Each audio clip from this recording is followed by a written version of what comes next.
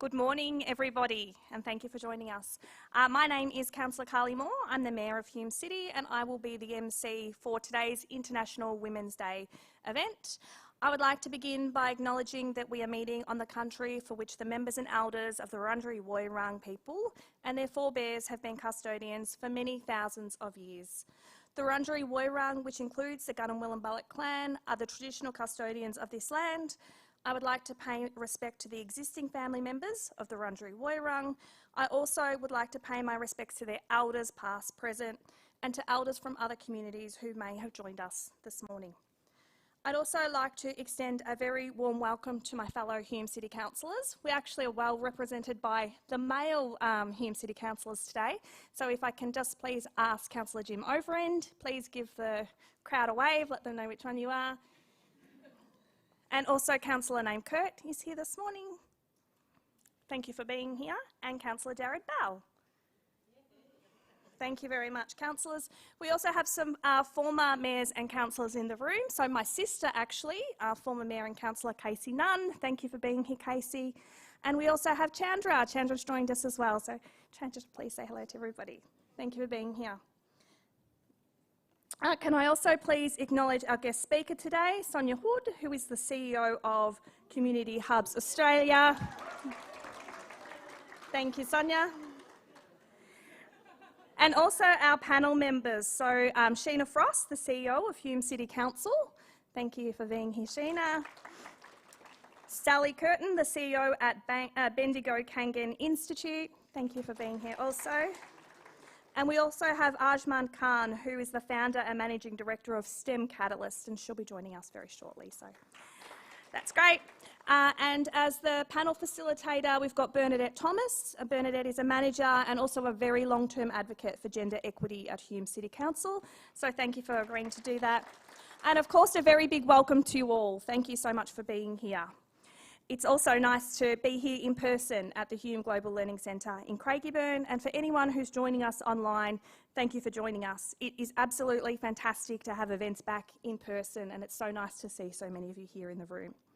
So I'll just run through some quick housekeeping things before we get started. So the bathrooms, they're out in the foyer to the left, and in the event of an emergency, please follow the directions of council officers. So we're here to celebrate International Women's Day, a global day to celebrate the social, economic, cultural and political achievements of women in all their diversities. It's also a day to raise awareness about the inequalities women face around the world.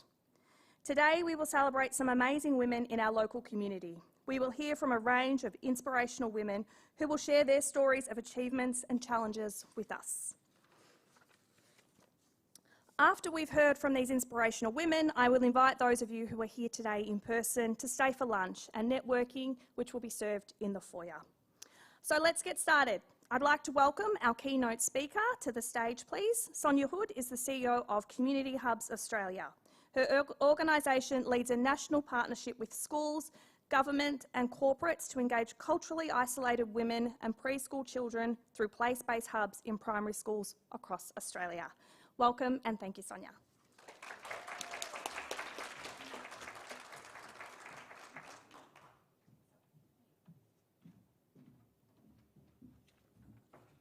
I didn't realise I was travelling with my own cheer squad, so... And actually, I think the cheer squad didn't realise I was speaking until they got here. I'd like to start by acknowledging that we are meeting this morning on the lands of the Wurundjeri Woiwurrung people and pay my respects to elders past, present and emerging. As I wrote this yesterday, I was reflecting on the way in which our understanding of Indigenous history has changed over my lifetime. I grew up in East St Kilda, a place that appeared to me as a child to be singularly devoid of Indigenous history. And in fact, if you'd asked me what I knew about Aboriginal Australia as a kid, it was that Jimmy and Phil Cracker played for North Melbourne. But something I now know, of course, to be nonsense, St Kilda has a very strong Indigenous history. But for those of you who, like me, are on the other side of 50, you'll appreciate how far we've come over our lifetime and how far we've still got to go. As a child, I did not know I was on Indigenous land, let alone know the name of it, and that's very different in our schools. Later, and thank you to the Mayor and g'day to all the blokes in the room. Lovely to have you. Welcome to Women's Day. We have one. You've got 364. No, I said I'd be good. In my AFL role, so for those of you who don't know, I'm about to become the president of the North Melbourne Football Club. Thus proving that women can hold positions of power at the top and the bottom of the AFL ladder. In my AFL role, I've been lucky enough to witness 3 Indigenous rounds over the past fortnight, celebrating the Indigenous links of the North Melbourne, Melbourne and Brisbane football clubs as part of their AFLW seasons. And again, a sentence we could not have uttered a decade ago. So thank you for doing me the huge honour of inviting me here to talk on International Women's Day about my 2 main passions, hubs and football. Honestly, it's like a dream gig, and you'll be lucky. I've got to keep an eye on the time because they've told me 20 minutes, and yeah, you'll be lucky. So hopefully there'll be something in this speech for everyone. For those of you who love hubs, and there's plenty in the room who do, we're going to spend a bit of time on that. And for those of you who love footy, and hopefully there are a couple of footy heads in the room, we'll spend a bit of time on that too. So I've been CEO of Community Hubs Australia for nearly 7 years. And for those of you who don't know, and I am going to tell you about hubs, so those of you who do know, apologies, I'm going to tell the story and I'm probably going to get it wrong, but I'm telling my story and I've got the microphone. And as we know, history is written by the people with the microphone. Hubs are based in primary schools, state, Catholic and independent, and work with families, predominantly women from non-English speaking backgrounds with preschool children. So that's predominantly what we're talking about. And hubs connect them, first of all, with each other. Often a hub is the first place a woman's been asked to come into, with local services, with their schools. Hubs, at least our iteration of them, were invented in Hume, right here in Hume, about 14 or 15 years ago, and we can argue about the timeline. And at a time when local school principals were concerned about the increasing phenomena of children from non-English speaking backgrounds starting their first day of school having had 0 contact with services. So at best you might have been talking about a child with separation anxiety, but you're probably talking about a child who hadn't been to kindergarten, hadn't been to playgroup, hadn't been to maternal child health, hadn't had speech checks or hearing checks or any of the things that nice middle class children like mine take for granted and which are so important in the early years development of our children. Which left prep teachers dealing with a range of problems. Child or family who didn't understand the learning system, separation anxiety, a child not ready to be at school. And in the words of one principal I met soon after I started in this role, one of those in your class was disruptive, but when it was half the class or more, that's the year gone. So those principals started, along with council, with a series of bilingual playgroups in an attempt to get children into the school space earlier, and soon worked out that what they were dealing with was an issue not of isolated children but of isolated women. And from there the hub concept was born. The model itself is pretty simple. It started pretty simple and it stayed pretty simple. Now the women in this room who run hubs know that it's become a lot more complicated over time in the way they develop, but that's because what they do, you know, they're building on building on building. But at its essence, 4 things. The first is engagement, and I talked about that before, that often women are asked into a hub and they've never been asked anywhere before. Second, early childhood. Playgroups are our bread and butter and have been since those early trials of hubs, but we go further than that. It's about getting children and families connected into whatever the local service set is and whatever the local pathway is, and as we've expanded nationally, I've learned what states kinder means kinder and what states it means prep, and anyway, everybody's got a different word for everything. The third is English, and actually it's literacy in any language for children. As long as mums or dad are teaching the child in their first language, a school teacher can help them learn English. But if they're not becoming literate in their first language, it's really hard to become literate in your second. For women, though, it's unashamedly English, and I could bore for Australia on this topic, but the degree to which women miss out on English language as migrants to this country is disgraceful. The proportion of women who've been here for 20 years or more who don't speak English is appalling. It's not their fault, it's ours, and yes, they can make a strong economic contribution to our country, but gee, you're vulnerable if you don't speak the language of the place you live.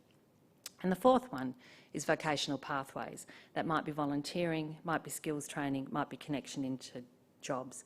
Hubs are a safe place for women to model and experience work. And in a nutshell, that's the model, and has been the model for well over a decade. And we've taken what was a very sensible, straightforward, successful idea, invented, tested and rolled out in initially 9 and then 15 sites in Hume, and expanded it to 94, actually 97 schools across Queensland, New South Wales, Victoria and South Australia, with another 8 sites due to open this year. We're funded by federal government, 4 state governments and this outstanding local government. And every one of our schools contributes funding, and the Scanlon Foundation has paid the backbone costs for over a decade. I've got to say, and I'm just going to pause there for a minute, Hume should be incredibly proud as a local government area of the leadership role it took, not just in helping develop this model, but in proof of concept and in sticking behind it for well over a decade. And every one of you knows in the jobs that you do of the things that come and go for 2 years here or 3 years there, or bits of funding here, or the single best thing we achieved as a network, hands down, was 3 years ago getting ongoing funding from the federal government, so we're not project funded anymore. And that's a hell of an achievement. But that starts here. And most of the local government areas we work with across Australia, from Townsville up the north right through to Playford, God, I hope that's not mine, have between 3 to 5 hubs. There are 15 in Hume. That's outstanding, absolutely outstanding. So across the country, we worked with nearly 10,000 families last year, and bear in mind we're a place-based service that kept operating through lockdowns.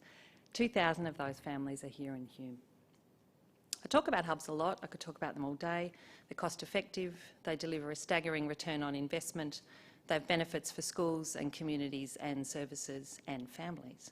And above all, they're sensible, and God knows there's plenty of stuff out there that isn't. But today is International Women's Day, so I've been asked to talk about the way hubs empower migrant women. So let's talk about that.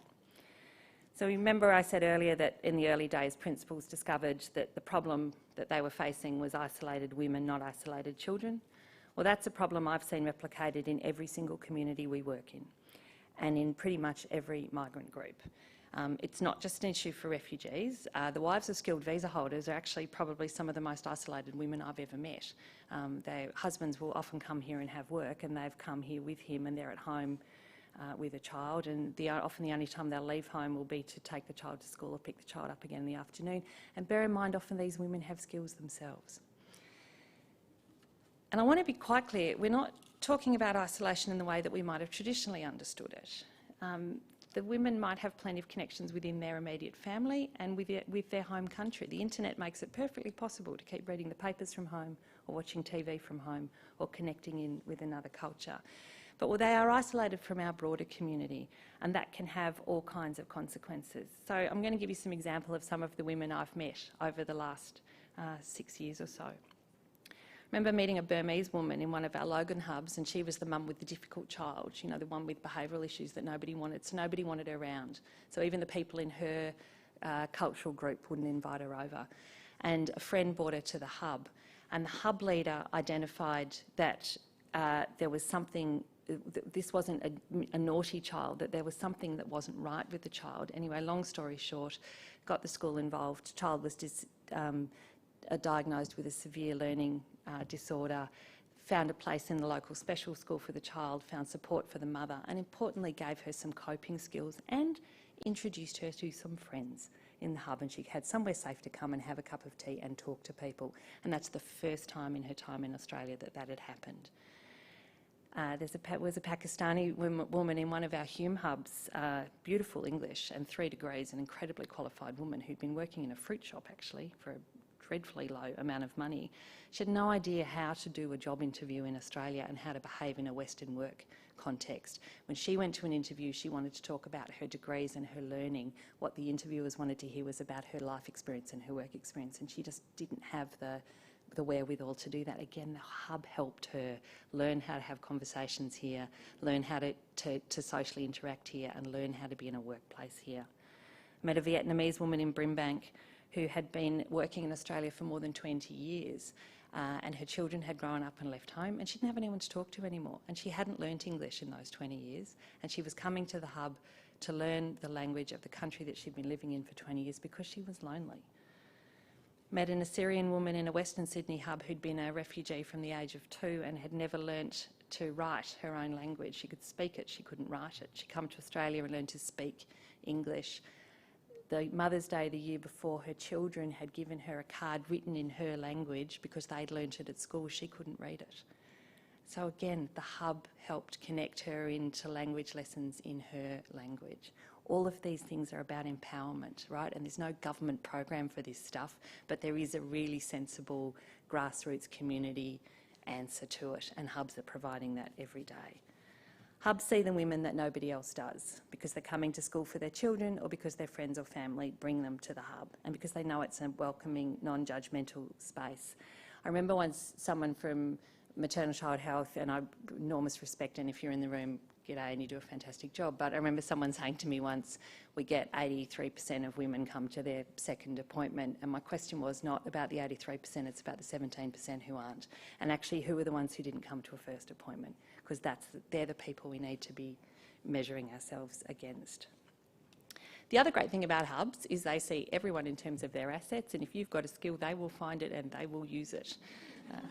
And I'm looking at Maureen here, who I remember once explaining to me without any sense of irony at all, her view that when a woman first comes in as a mother, she's a mother, and then she becomes a volunteer, and then there's an opportunity to become more than a volunteer, and then a bit of training over here, and before you know it, you've got yourself a childcare worker on your hands.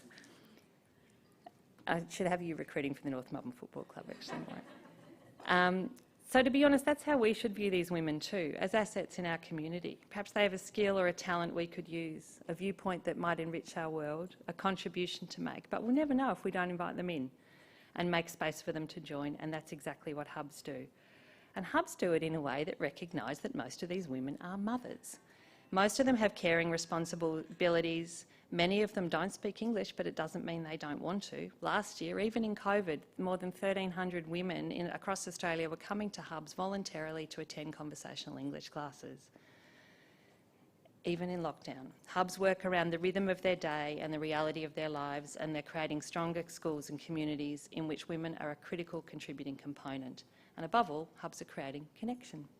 Before I move on from hubs, I want to pay tribute to the incredible women across Australia who are our hub leaders and support coordinators. There's a bunch of them in the room today who didn't know I was speaking, but I am. So now I'd like you all to stand up, please, all of you who are involved in the Hume Hubs.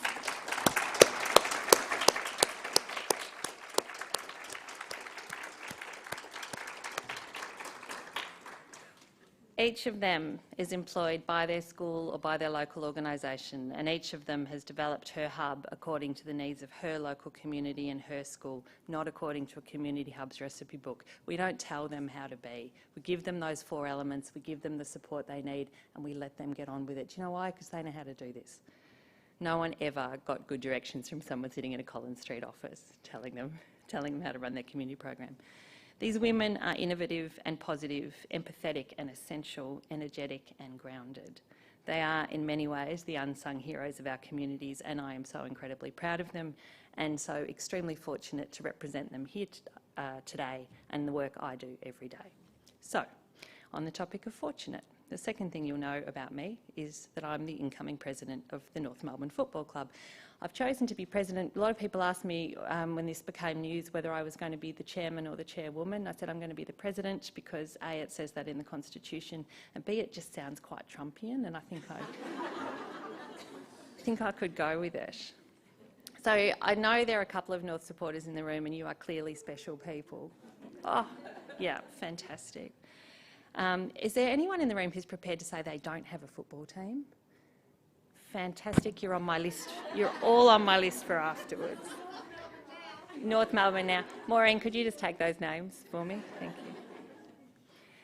It's an incredible privilege to be the next president of the North Melbourne Football Club. I've been North for as long as I can remember.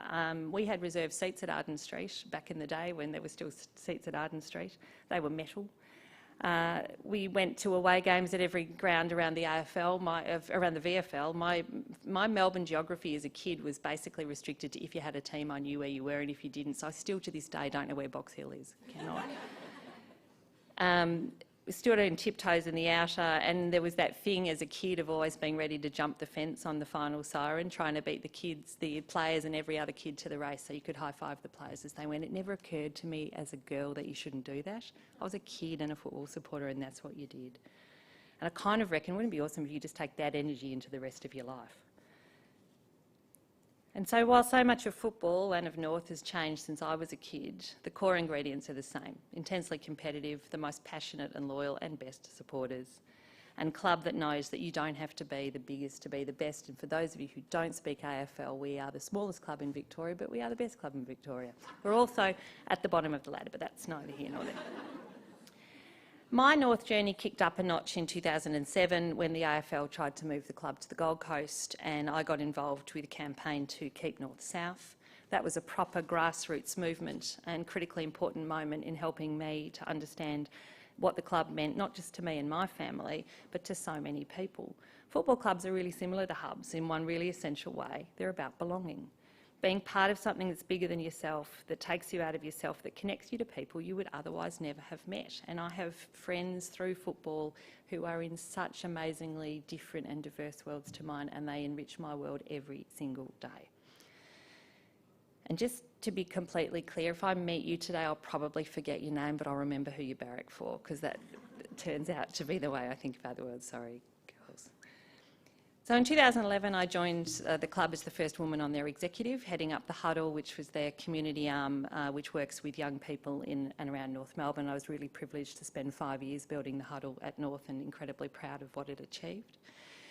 There were very few women across the AFL in executive roles at that time, and I used to joke that in that world I was diversity. I was over 40 and I was female, and if any of you have ever walked into AFL House, you know just how true that is. I left the club for community hubs in 2015, a decision that was a fantastic decision, and I returned as a board member at the end of 2019, just before COVID hit. That made a very interesting first year on a board. And now in 2022, I find myself on the cusp of being president. So I can't tell you what it's like to be president in a male-dominated industry, but after a decade of involvement, I can tell you what it's like to be involved. And if you ask me back in a couple of years, I'll tell you what it's like to be president, probably.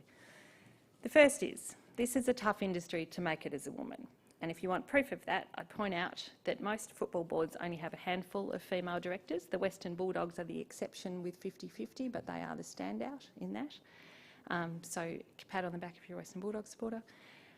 And I'll be just the 4th president ever. So it's 4 out of 18 right now and 4 out of a squillion over time. And that is a step in the right direction, but it is by no means good enough, and nobody should be patting themselves on the back about that. We know that even in female-dominated industries, boards tend to be chaired by men. We know that women, the further up you go in an organisation, the more likely the senior roles are to be taken by men. So football isn't on its own here. Nevertheless, this one quite literally is a boys' club, so while there's progress, it's slow. My second observation is, even if it's slow, it's having impact. By definition, if you bring in outsiders, in this case women, you increase the diversity and thinking and skill base at your disposal. You do better. We know that organisations with diverse boards outperform those that don't have diverse boards. And football is a competitive industry, and it matters to have different approaches and different streams of thought. I'll give you a different perspective on this. Until recently, I was chair of a family violence service in the west of Melbourne, a Sisters of Mercy ministry, Macaulay Community Services for Women, and we had on our board 3 men. It was a big board of 12, which people tell me is too big, and I'll tell you it's the best board I've ever been on. And bringing men onto that board in an arena that is traditionally, it's quite unusual for a family violence service to have men on the board, and it was incredibly important for us to bring that thinking into the room, and also to recognise that this was a whole of community problem, not a women's problem to solve. So diversity works both. Diversity works in a multiplicity of ways. We're talking about gender today. I've also lost count of the number of people who told me that both of last year's grand final teams had female presidents, and I've got to tell you that if North make it off the bottom of the ladder to the grand final this year, I will be claiming the credit. But I wouldn't hold your breath, North people. I'm not sure it's going to happen just yet. My third observation is that sexism is still there, but it's much better than it was. These days the barriers are less obvious, so it's less around the way you get talked to or the opportunities you don't have. But here's a simple example. Most of the people nominated for committee or board roles are still men. Why? Because they're being nominated by other men, and they tend to be nominated from the high-level coterie groups. So number of members, male and female, is the same, but as you move your way up through the people who are prepared to spend more money on this, it tends to be more men. So we've got a selection issue and we need to deal with that. There's a thing that always makes me laugh in meetings, and I don't know if any of you have experienced this, but just before one of the male directors is about to swear, he'll turn to me and apologise, and then he swears anyway. And I want to say to him, A, you should come and sit with me at the footy, because I'll teach you language you didn't know. Yeah. Secondly, if it's going to be offensive to me, it could just as easily be offensive to the man sitting next to me. And if you think it's going to be offensive, don't do it. Rather than, I don't know, somehow I've apologised to the girl, so it's okay to go ahead with this now. Has anyone else experienced that? It's a ripper. My final observation, though, is this. I've made it to this role with the support of the men and the women around me, not in spite of them. They picked me well before I picked them, and somebody asked me last week how long I had been thinking about being president of the North Melbourne Football Club, and the answer is I hadn't. And when I reflected on that, that was weird, because actually I've always ended up leading pretty much everything I've done. I'm the kid who wanted to be head girl. I've got leadership written all over me. I had planned to join the board, but I hadn't planned to lead the board, and they came and asked me if I would do it. And I had to reflect on why I hadn't seen myself in that role. And I think that this is an important take-home for women generally. Until we start to see ourselves in those roles, we're not going to occupy those roles with comfort. And one of the important things for me being in this role is that other people will see me in this role and maybe start to imagine themselves in there too. So the challenge for me is to make this a little bit easier for the next woman who comes along, to hopefully inspire younger women inside and out of the industry to set their sights high, and what the heck, for older women too. And let's not pretend I'm also here to help us win a flag. And on that note, happy International Women's Day, and thank you so much for having me.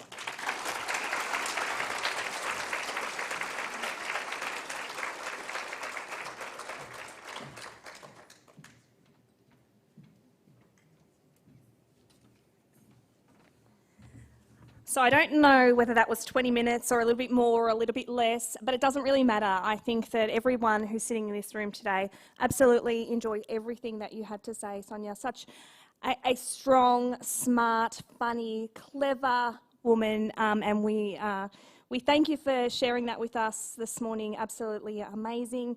And a small gift for you. Thank you. Let's see you get down here. Oh my goodness.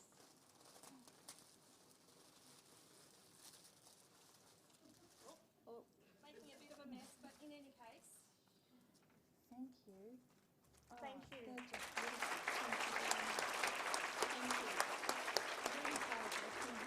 Thank you. I know.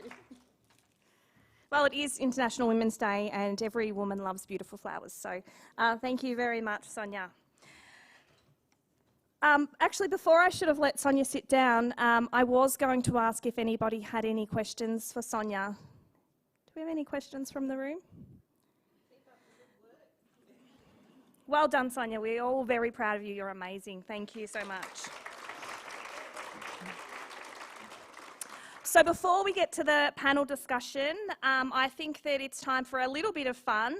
So I'm going to ask everybody in the room to please stand up and check under your chair. We do have some lucky door prizes. There's 5 prizes. So let's see whose chair they are under.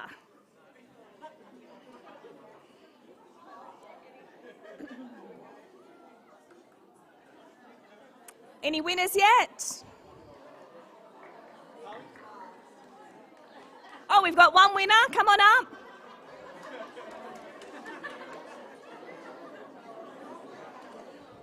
There's 5 prizes. I've only got one winner. Or 2? Or 3? Come on up. Surely there's one under a chair in the middle. Okay.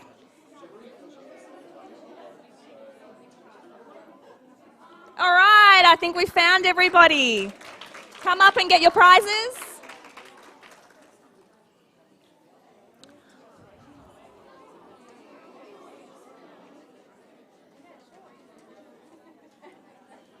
Thank you. Is that all? Yeah. So the prizes were a Westfield voucher. So congratulations to all of the winners. So next up, I'm going to introduce Bernadette Thomas, who will be leading our panel discussion today. Bernadette is a manager here at Hume City Council for our Sustainable Environment Department. She is also a councillor at Maribyrnong City Council, and she is a very long-term advocate for gender equity. So I'll now pass over to Bernadette, and she's going to introduce our panel members, but I hope you all enjoy the panel discussion. Thank you.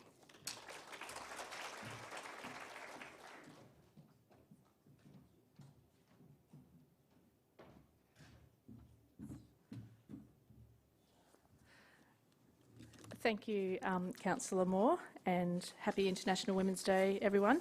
And wasn't that just a absolutely fabulous presentation by Sonia? So I reckon, even though she's run out the door, let's give her another clap.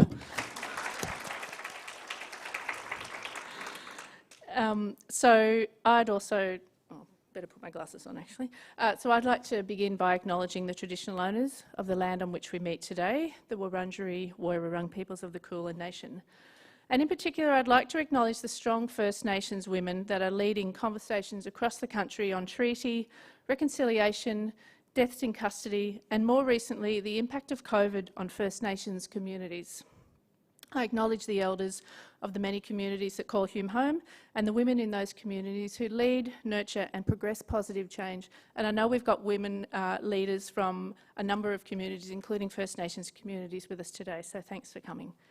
So as the Mayor said, my name's Bernadette and I've been with Hume as a manager of sustainable environment for about 10 years, I think, and I mostly work on environment, conservation, community engagement, sustainability, cultural heritage projects. But I've also spent a lot of time, as the Mayor said, working on gender issues and trying to correct some of those gender imbalances that have become normal in a lot of our workplaces over time. So enough about me, let's get to our guests. So I'd like to welcome our three panel members, and if the three panel members would like to just come up together onto the stage, and then when you've had a seat and you're settled in, I'll introduce you. Give them a clap while they're getting up onto the stage.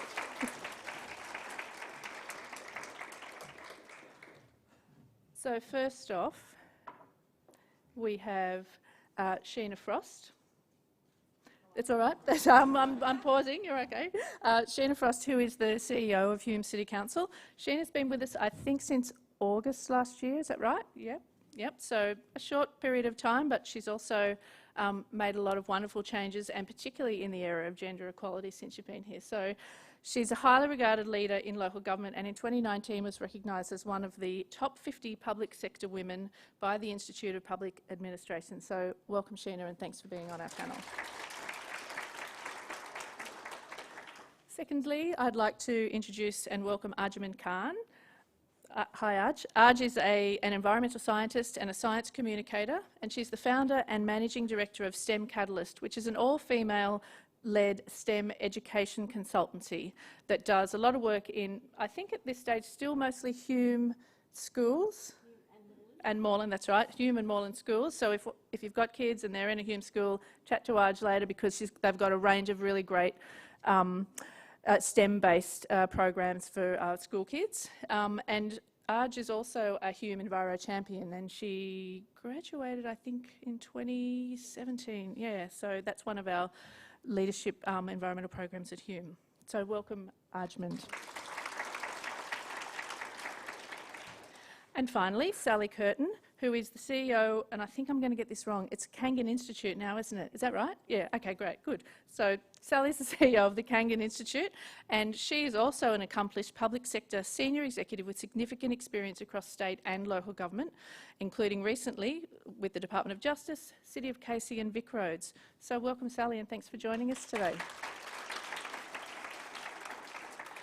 So you've each got microphones there and water, so when it's your turn to speak, I'm hoping our IT people will assist with our mics.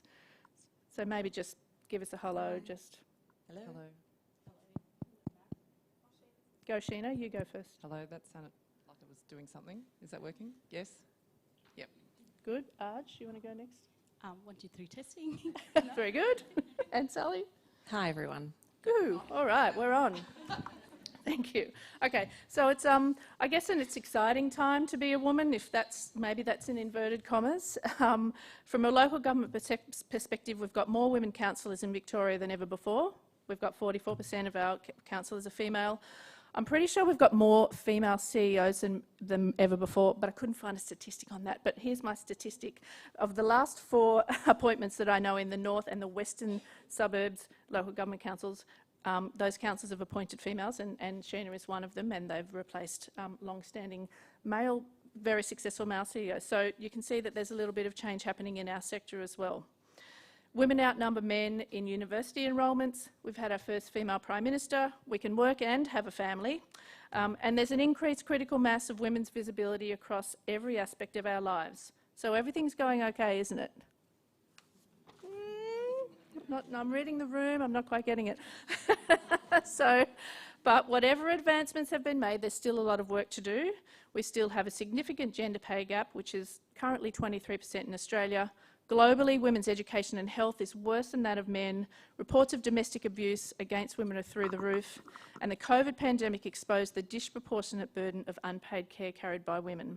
And to kind of link into one of the themes today, we also know that women and girls experience the greatest impacts of the climate crisis. They depend more on, yet have less access to, natural resources, and often bear a disproportionate responsibility for securing food, water and fuel. So we've got some good news stories, and we've got some extreme work to do, I think. So today our panellists are going to help us with how we might break through some of those barriers. So there's 2 themes for International Women's Day today. One is breaking the bias. So you've seen everybody doing so everybody give us a thank you, very nice. And the other one is changing climate's equality today for a sustainable tomorrow, and that's declared by UN Women. So this is my first question to the panellists is, what does the theme changing climate's equality today for a sustainable tomorrow mean to you personally? So I'm going to, because Sheena's the CEO of Hume, I'm going to throw to you first. Thanks, Sheena. Yeah, this was such an interesting question, and Bernadette, to her credit, gave us some advance notice, and I'm grateful for that because it really got me thinking. And to me personally, there's some synergies between the climate change issue and gender equality. If I think about climate change and some of the early data science, it's 50 years old of when we first started learning that there is global warming, and the evidence started, and yet it's taken 50 years before it feels like we're seeing the evidence and going, oh, we'd better do something. And it's almost too late now. And I feel like, not to say it's too late on gender equality, but it feels like, obviously for many, many years, women, the suffragettes, have been working on women's equality, but 50 years ago there was a major revolution, and yet it feels like it's new now, and that we're seeing the impacts of the inaction, because family violence, we understand the impacts of family violence, the entrenched disadvantage of women, the lack of women in power, the lack of women's financial security, the impacts of the pandemic. So it's the burning platform, and so that for me is what it means to me. It's that link between, we've had this long history and we're suddenly perhaps finally got that catalyst for really being prepared to make a brave difference. So that's what it means for me. Great, thank you. Let's go next with you. Taking further what Sheena's mentioned, I think it all starts from the beginning, and I believe education is that part where we can really sow those seeds. 50 years is a lot of time. 50 years is like, a person's lifespan. But if the things have changed so slowly, how can they be fast-tracked? So bringing that education right into the new generation from the beginning is so important. My children only knew that, yes, my mom's got an environmental academic degree, but what she does volunteering, she does a lot of other things. But is it really important that for your children to kind of give you that respect, my mom's a manager or my mom?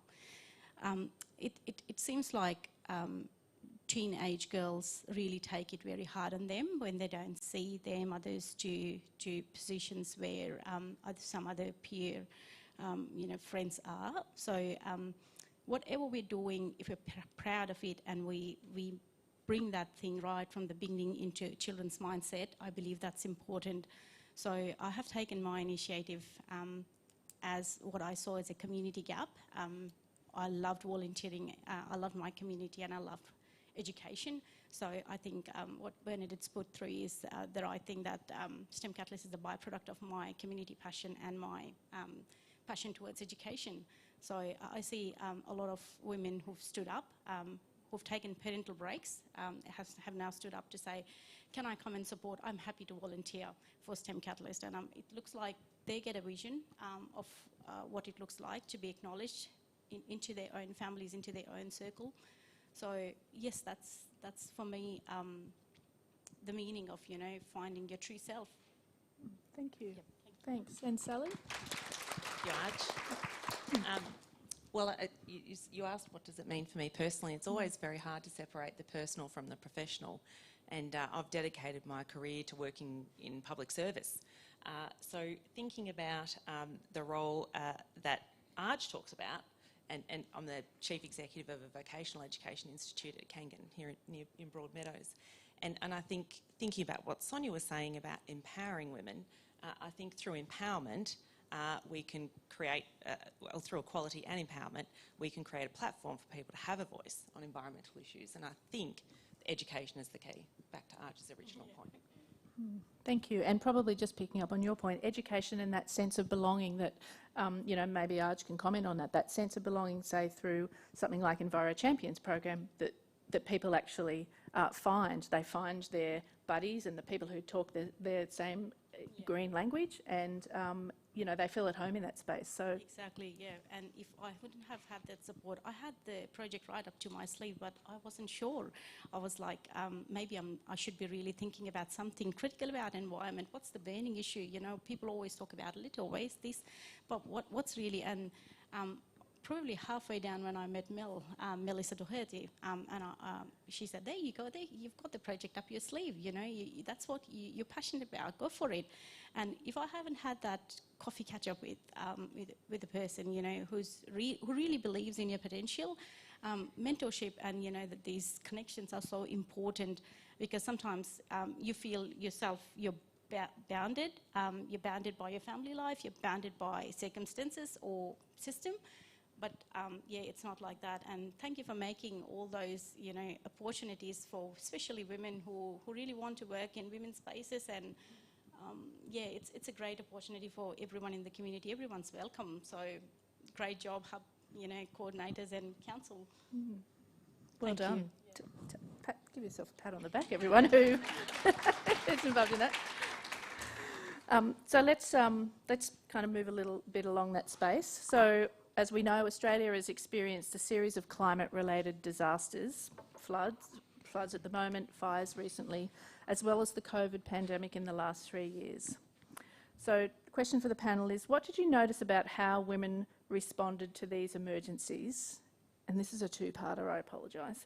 Is there something special about the resilience of women in the way that they respond to these things? So would anyone like to go first? I've got a little notes made on that because I really wanted to nail that thing. All right, preparation.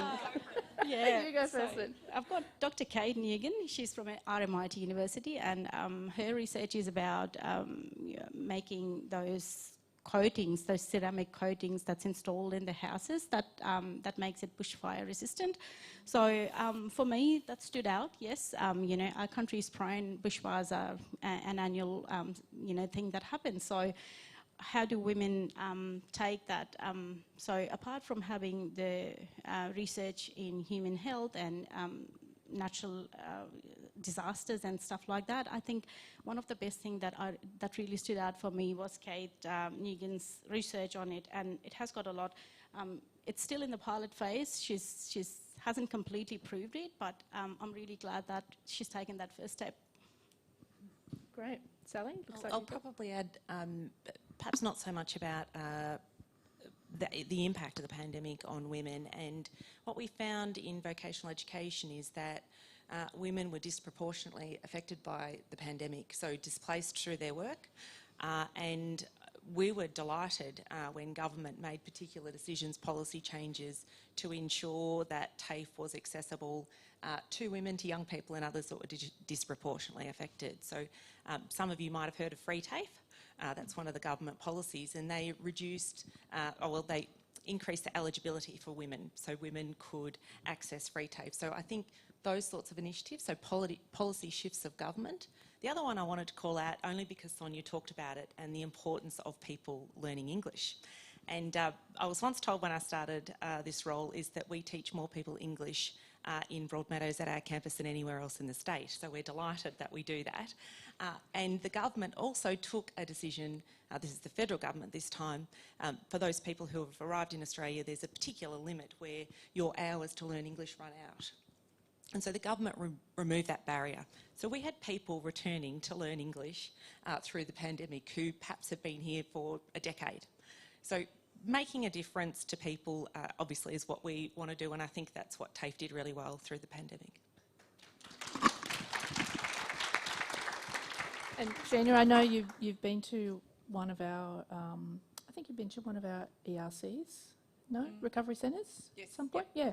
I was going to reflect on that. So it's just a personal observation. When I started, we were in the hard lockdown, got out for all of 5 days, and then we were back in a hard lockdown, and in our vaccine, I will call it a crisis at the time, you'd remember in Hume. And my observations of that time is so many women that I was working with behind the scenes, we had some fantastic advocacy, but behind the scenes, the unseen, unloved work, women in senior parts of departments, managers, our pandemic response team was majority women, just getting on with it. And you asked about something special, and I don't know if it's special or it's the overdone strength, but my observation is women have an overdone strength of being able to just get on with it and not seek acknowledgement or accolades or recognition for the work they do. It's just, well, this is my job and I'm just going to get on with it. And I saw that time and again in that space, and I would say, you know, Sally ring me early up just going, what do you need? Because, you know, we've got buses. I hope you don't mind mentioning it, but, you know, it was like we've got this. Carly, who's our 3-time mayor and just does the job, gets on with it, doesn't seek accolades. Our local member put me in contact with the female head of a secretary who rang me, just went, what do you need? And that might have happened otherwise, but for me, I really do, throughout my career, I would say, I reckon women have an overdone strength of we just get on with it. And I say overdone deliberately because it can hold us back and we don't feel comfortable saying, actually, you know what, I'm nailing it, I'm doing a really good job and I'm going to push myself forward. It's not a space we're comfortable with. And I think we heard that a bit with Sonia earlier, just going, I wanted to be on the board, but I didn't see myself as the president. So, yeah. Yeah, I agree. Let's go to that. I'm going to skip a question. I'll come back to it because I want to pick up on that point, because I picked that up also from Sonia. She said she's one of 4 out of 18, only 4 female presidents out of 18, and she didn't see herself. So I'm just wondering from the 3 of you whether, you know, you're all CEOs, whether you had the same experience or whether it was different for you. And anyone can go first. I can see Sally and Sheena. Stop looking left and right. I think we're fangirling over Arj. We want to hear what you think. Maybe Sheena. Why don't you go first, since you kind of picked it up? Did I? No, not actively. You know, is that something from my career? Yes, I'm going to be a CEO, and I've been in rooms in leadership programs where you can see. There will be, and it is men I've sat with and who clearly have got a path that says, I'm going to do this and then I'm going to do this and I'm planning to be a CEO and I'm going to move around and because I'm chasing the CEO job. And that's just not been how I've thought about myself. But at the point where I was ready to apply for this role, because I was looking for a job and I had men and women who supported me going, I want a CEO role. So it was deliberate. That's the role for me. That's the next step for me. So that was, but has it always been part of my design? No. Yeah, okay. So it's a timing issue. Yeah. Perhaps it's a timing issue for some people. Arj, I mean, you're running your own business, so it's absolutely the same with me. I always wanted to be, you know, a person who's shoulder to shoulder, not someone who's standing above them.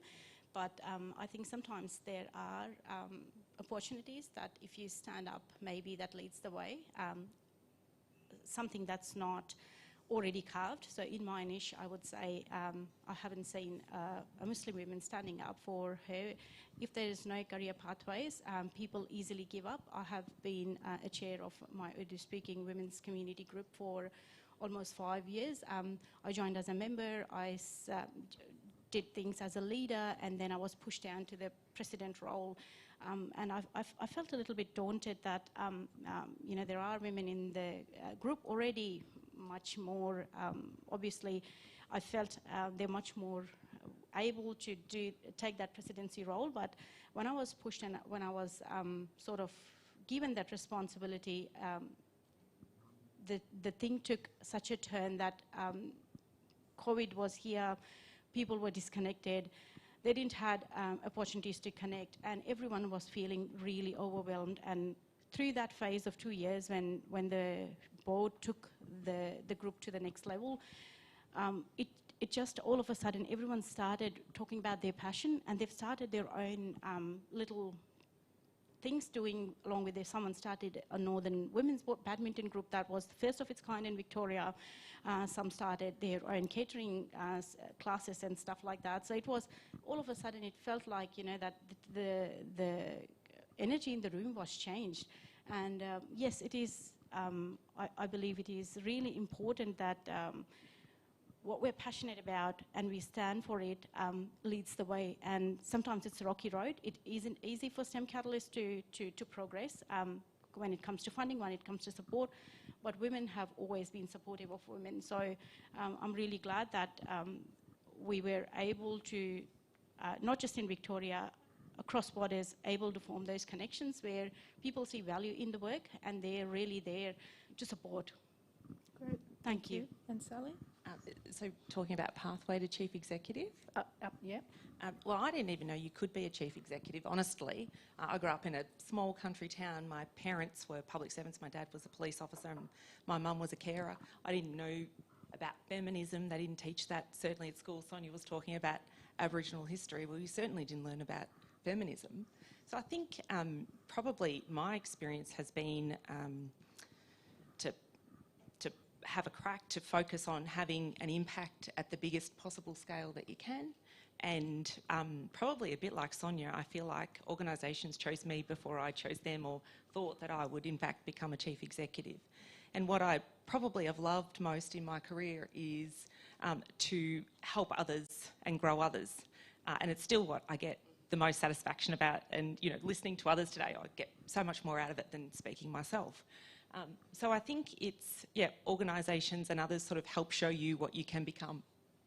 Yeah, and I love that point you've just made that Sonia also made, and probably Sheena as well, just around other people noticing that it's your turn and kind of coming to you to let you know. And I know that the two of you are doing it, Aj is doing it in her group. It's really important, I think, to make sure that we don't get in the way of people, but we're actually giving them a leg up. So, all right, let's move on to the next question.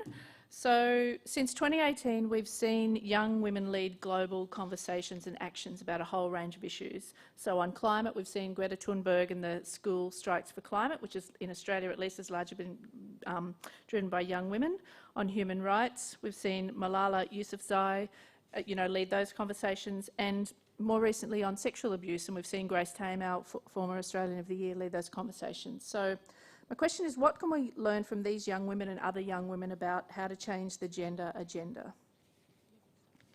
Yep, Sally, you have to go first this time. Well, yes. I'm thinking about people who have had a big impact and perhaps given the terrible floods that are occurring in northern New South Wales and Queensland at the moment, and the Black Saturday fires, and thinking about what that...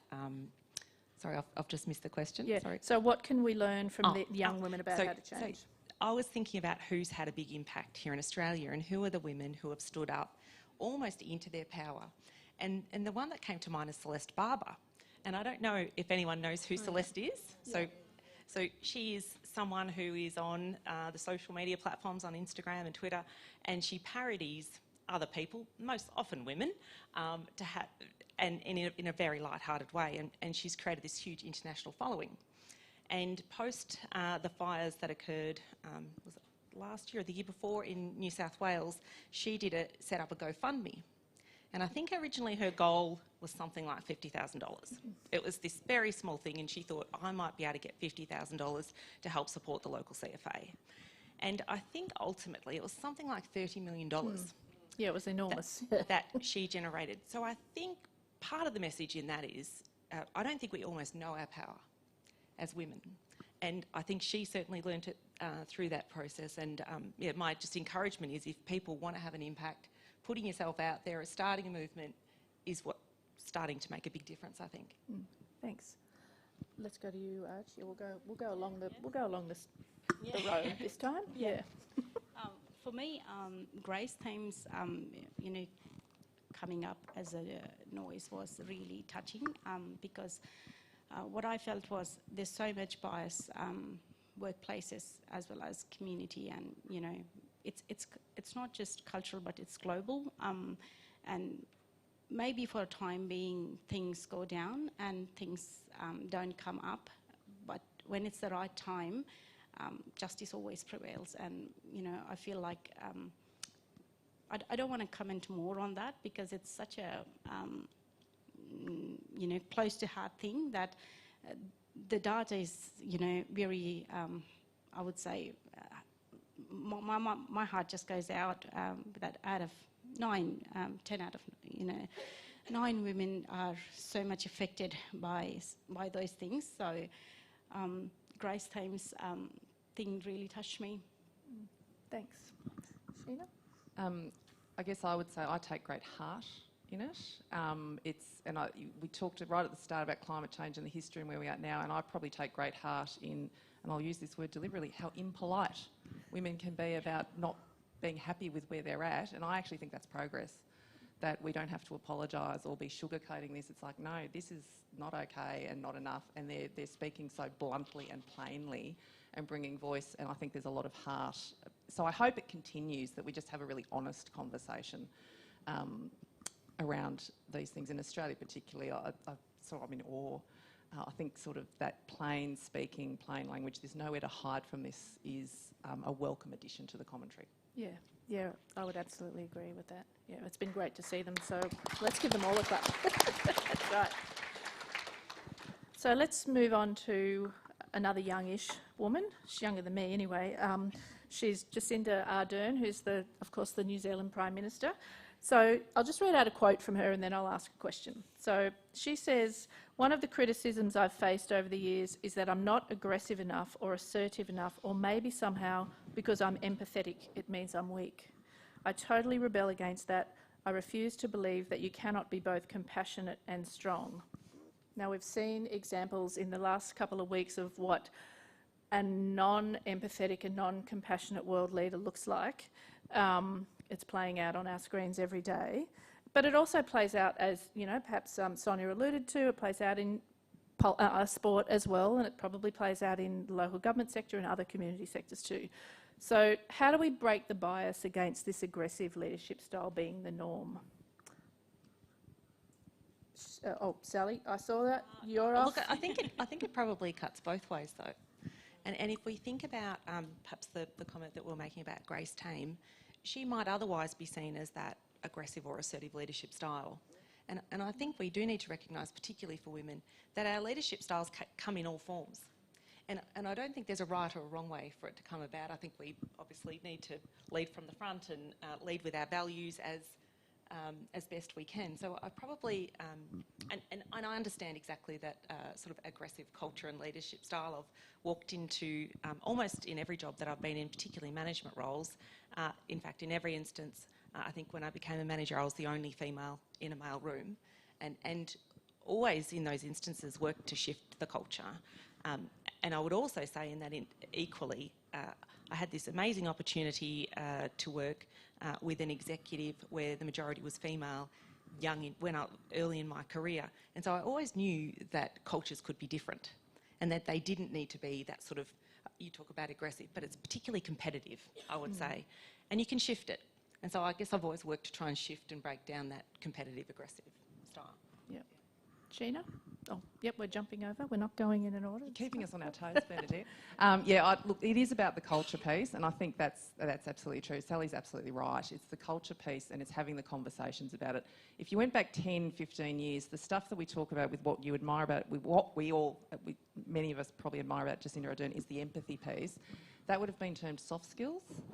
Yeah, that language has pretty much disappeared now, which is a really healthy thing to see, and that shows you how it's shifted. It's not seen as a soft skill, it's actually just being a decent human being, and that is a valid leadership quality in a normal workplace. And so it's about having that conversation and building the culture. So, and it's striking that balance. You know, we're in this shift. There have been really competitive cultures in the past, and I've worked in those really competitive cultures, and you still need to get things done. So it's not all sweetness and light and overdone empathy, but how do you have robust conversations but you're still empathetic, kind, and can get things done? And that's a cultural conversation. So I welcome the fact we no longer talk about soft skills as if it's something unique to women that we bring, because I don't believe that. I actually think there are many men, and I've worked with many men who actually quite like being able to tap into an empathetic side and understand that you can have a really productive, high-functioning culture where you're bringing your whole self into work. Yeah, great. And I think pretty much I agree with both Sheena and Sally that yes, it is. I felt when I came as a migrant from my own culture, I felt like it's only predominant in my culture that comes up as male dominance, but it's not. It's actually in every culture that we need to break the bias through simple things, you know, even with education, you know, maths and engineering being most boys' subjects, whereas, you know, science and life sciences and medical degrees being girls' choices, that has blurred, that understanding has blurred in the past 8 to 10 years. And I think, yes, again, it comes down to really to that family level and to the understanding if we as mothers can bring that change in our children when they talk, when children talk in their own circles, even the storybooks, the cartoons that they watch, that there's so much bias in it that they're really knowingly, unknowingly, girls really got somewhere in the back of their mind that they can't take those brave actions. But then again, I would say it's now taking the step for a sustainable tomorrow. Great, thank you. We do need some more female superheroes, I think.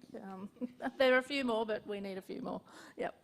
All right, so we've got about enough time for 2 questions, I think. So as leaders in each of your organisations, how do you ensure that women's voices are heard?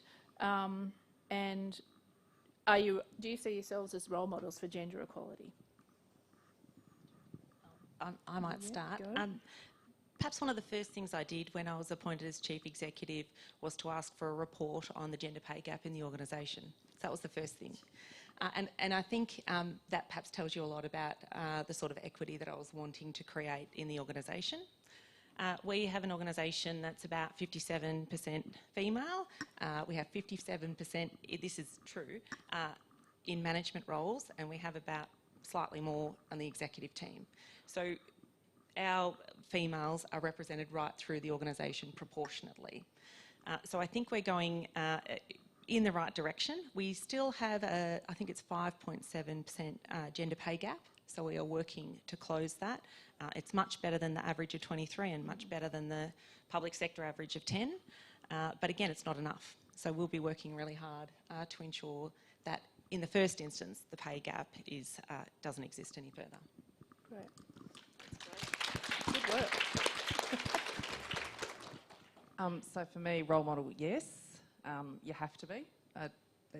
That's what comes with the territory. So, and really, it's about being intentional. So our Gender Equality Action Plan has just been endorsed. We're coming from, looking at our structure plan in terms of leadership. There are not enough women in leadership at Hume. I've got 7 out of 26. If I'm here in 12 months' time and I'm still saying there's 7 out of 26, I shouldn't have a job.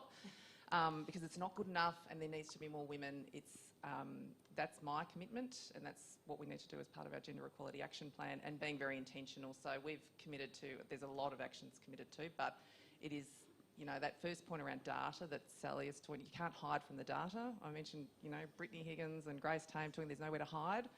Some of this data, there's nowhere to hide from it. You either do it or you don't, and being very intentional about how we try and seek women's voices. And I don't have an answer to this, but I'm really struck by what I'm hearing from Sonia and Arj, about the women we don't see and hear from, and how do you make sure you're really trying to get those voices as well, not just people right in front of me. So that's perhaps an action I'm taking away and pondering more out of this.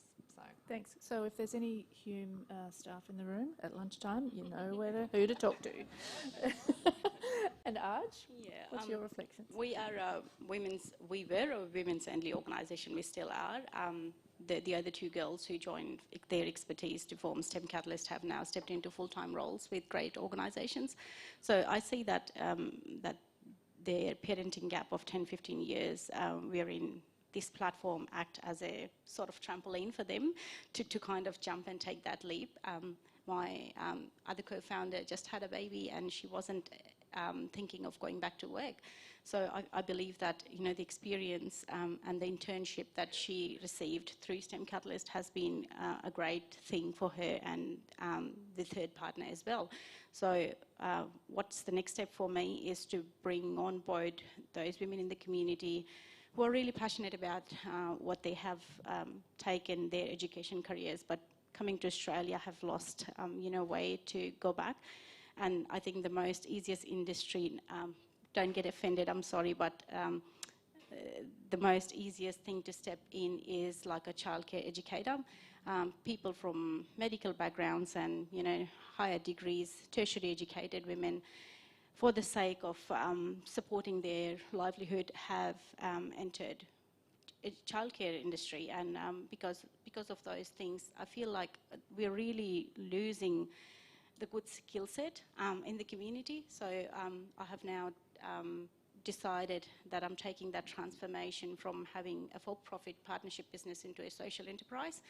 And there are, when I opened, when the group split up for good reasons, when the group came to split last June, I opened it up for the community. I have a small platform of around 100 families and women who are really keen to have these sessions ongoing.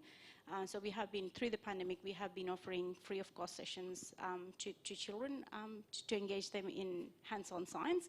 So I see that there were so many women who've raised hand that they want to be a part of it. They just want to be acknowledged that they're doing something meaningful and adding on to the community. So I believe that's the next step that I'm still in a very infantry mode myself, but I'm there to support. Great. Sounds really exciting, actually. And probably goes back to a couple of those things that Sonia said. I wrote them down about connection, engagement, inclusion, participation, empowerment and belonging. You know, you're offering all of those things, obviously, through your business. Okay, so the last question for today is from Julia Gillard, our former Prime Minister. She has a podcast that it's called A Podcast of One's Own, based on some quote from, oh God, now I've forgotten her name, the woman, okay, forget that, I've just forgotten her name. She's an author, she's not alive anymore. Oh God, that's going to stop me. No, she's English. She drowned herself with the things in her pockets. Virginia Woolf, thank you. Thank gosh. I should have written that down, shouldn't I? I thought I had it up here. Anyway, so she, and when she interviews women, mostly women, but sometimes men on this podcast, if you've heard it. It's pretty good if you haven't heard it. And at the end, she always asks her guests this question. So thank you, Julia Gillard. So if you had all the power in the world to change one thing for women, what would it be? Education, hands down. Easily, obviously as a Chief Executive of a Vocational Education Institute. But there is someone in the crowd here, Anka. I don't know where Anka is. Here she is. There she and, is. and I'd only met her walking in here, but she talked to me about the value of her education, and particularly learning English at Kangan Institute. So I think you said that created all of the other opportunities for her life and her children's lives. The Great. education. Excellent.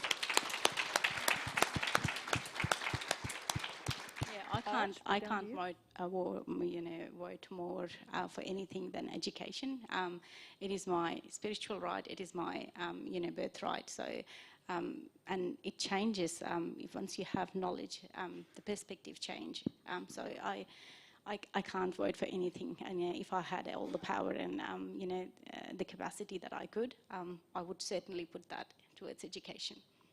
And Sheena, you're going to go in with the or interest against? of just being different, because you can't actually argue with that, but if I could magic wand it, the caring professions would not be the lowest paid professions in Australia. Oh, yes. So that would be All right, so if you can pick up your magic wand on the way out and we'll fix those couple of things. That's the end of our panel session today. So if you can put your hands together again for our three panellists. Sally, Ajamin and Sheena, thank you so much for sharing your thoughts with us today.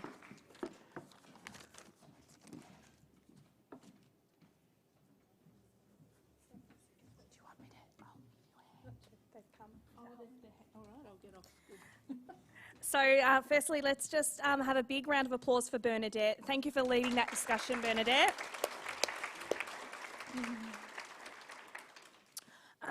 Excuse me. And to each of our panellists, I'd like to thank you for spending International Women's Day with us here in Hume City, and thank you very much for sharing your insights with us. I think everybody in this room would have absolutely enjoyed hearing from all of you, so it was our absolute pleasure. Thank you for being here. So after I handed out those flowers so ungraciously last time, the team have come to help me present them, so thank you very much.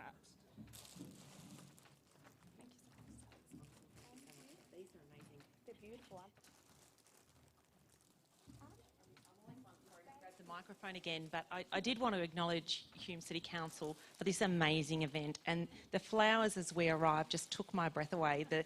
And how they've got it all set up, so just amazing to Hume City Council. Thank you. And Bernadette, also for you, please.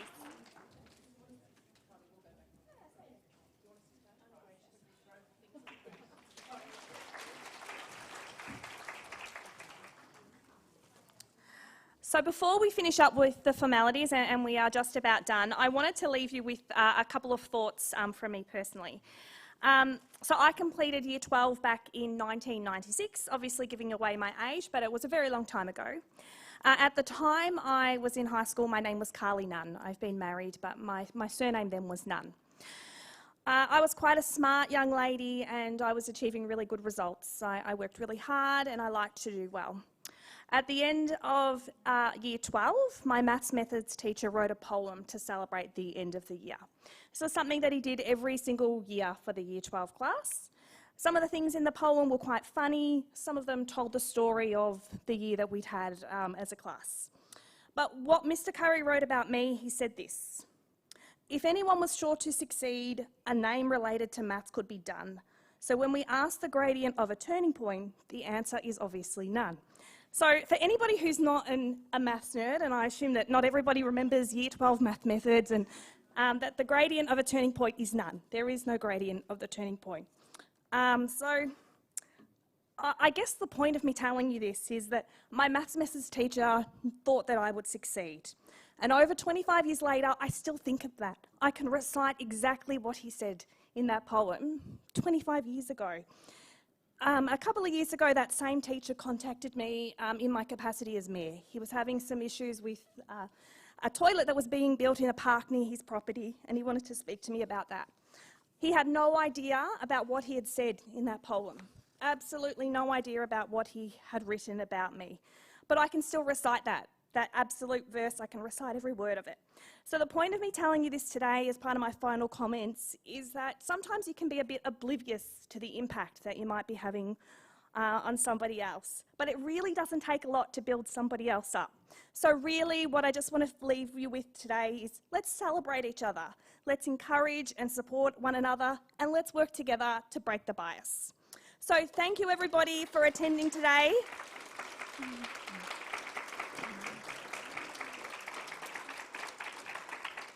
So for those of you who are here in person, I now ask you to join us in the foyer for some lunch. For everybody who's joined us online today, thank you for tuning in. We hope that you have enjoyed your time with us, and happy International Women's Day to you all. Thank you, everybody.